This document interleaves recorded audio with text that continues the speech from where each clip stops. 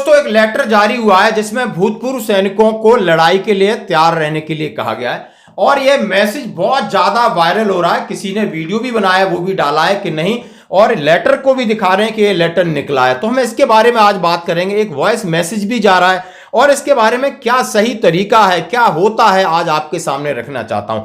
सबसे पहले वो मैसेज जो मैं आपके सामने रखना चाहता हूं, हमारे पास एक नहीं कम से कम 100 लोगों ने भेजा है। जिला सैनिक कल्याण बोर्ड के निर्देशानुसार प्रत्येक जिले से 2017 से 2025 के बीच सेवानिवृत्त हुए 5000 पूर्व सैनिकों को सेप 1 को फोन कॉल या संदेश प्राप्त होंगे। यद्यपि हम सभी निकट भविष्य में भारत पाकिस्तान युद्ध के दृश्य देख रहे हैं, फिर भी हमें अपनी मानसिक और शारीरिक तैयारी इसी पृष्ठभूमि में शुरू कर देनी चाहिए। जिला सैनिक कल्याण बोर्ड के अधिकारी ने यह भी कहा कि सरकार के आदेशों का पालन नहीं करने वालों की पेंशन, मासिक पेंशन बंद कर दी जाएगी।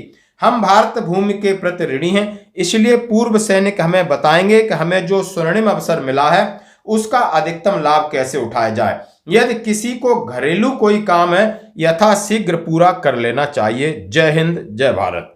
अब ये एक मैसेज है, आपने सुना होगा, इसके ऊपर वीडियो भी है। जय हिंद सर, ये हमारा जिला सैनिक बोर्ड से मैसेज आया था कि जो 2017 से लेके 25 तक जितने भी रिटायर्ड हुए हैं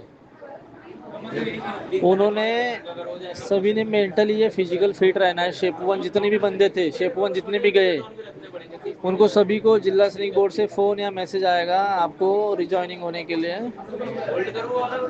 और जो ज्वाइन नहीं होगा उसका पेंशन बंद किया जाएगा। यही मैसेज है सर। ये मैसेज टोटली तरीके से फेक है, नकली है, इसका कोई सिर पैर नहीं है और ऐसा कोई आदेश नहीं निकलता है भविष्य में। उसकी अलग प्रक्रिया है।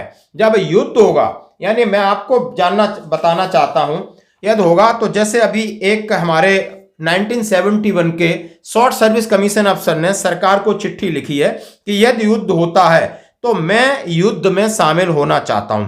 क्यों लिखा है? उनकी स्वेच्छा है और उम्र है 75 वर्षीय कैप्टन सेवानिवृत्त अमरजीत कुमार ने भारतीय सेना में अपनी स्वैच्छिक सेवा की पेशकश की है।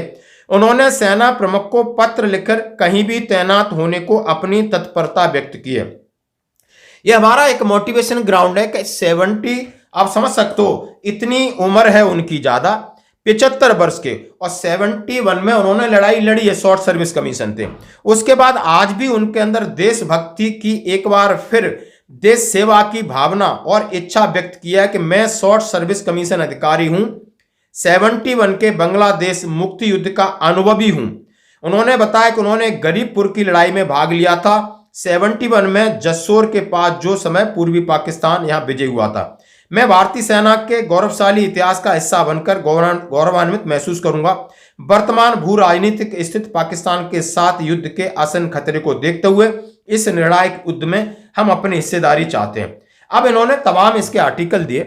हर कोई चाह रहा है, भूतपूर्व सैनिक चाह रहे हैं, क्योंकि हमारा परिवार है, हमारा देश है और हमारा जज्बा है, हमारा जोश है, हमारा जुनून है, होना चाहिए।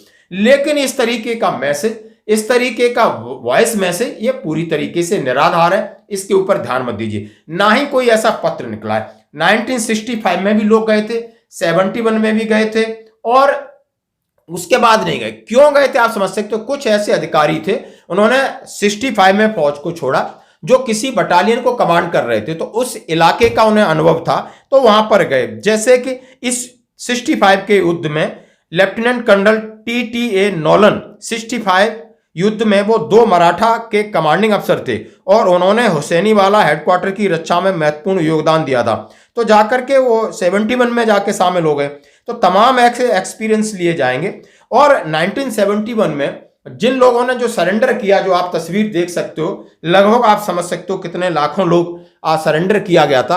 अब उनके पुनर्वास के लिए, उनके एडमिनिस्ट्रेशन के लिए, उनके सपोर्ट के लिए, या आपको ट्रुप्स के सपोर्ट के लिए कहीं जा सकते हैं, इस्तेमाल किया जा सकता है, क्योंकि हमें इस बात का अनुभव है। लेकिन आप फ्रंट लाइन की लड़ाई लड़ने के लिए आपके शायद अभी वो चीजें, आपके उतना ट्यूनिंग अप नहीं हो सकते हो, और न चाहे आके देश के आगे ऐसी विडंबना आए, फिर तो पूरे देश को ही लड़ना पड़ता है। हर देश का नागरिक सिपाही है और हम तो सिपाही हैं और सरकार का खा रहे हैं, खाते आए, और सरकार सेना का खा रहे हैं, खाते आए और सेना के साथ हैं। लेकिन इस तरीके की भ्रामक खबरें इनका कोई आधार नहीं है, जैसा कि हम आपके सामने इस बात को शेयर कर रहे हैं। और कोई वो ऐसा लेटर भी नहीं निकला है कि जिस पर मैं आपके साथ एक प्रतिक्रिया दूं और जिसमें दिखाया गया है किसी ने लेटर को कोट किया है।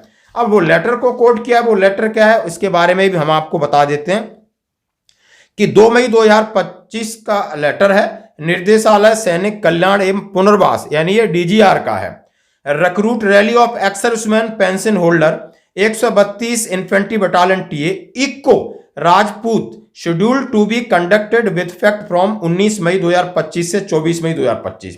उपरोक्त विषय में ये लेटर है। तदनुसार भर्ती प्रक्रिया है वो एक टीए के लिए, टेरिटोरियल आर्मी के लिए, जिला सैनिक कल्याण बोर्ड अधिकारी के लिए, और इनका अलग अलग काम होता है। आप देख सकते हो प्रादेशिक सेना है।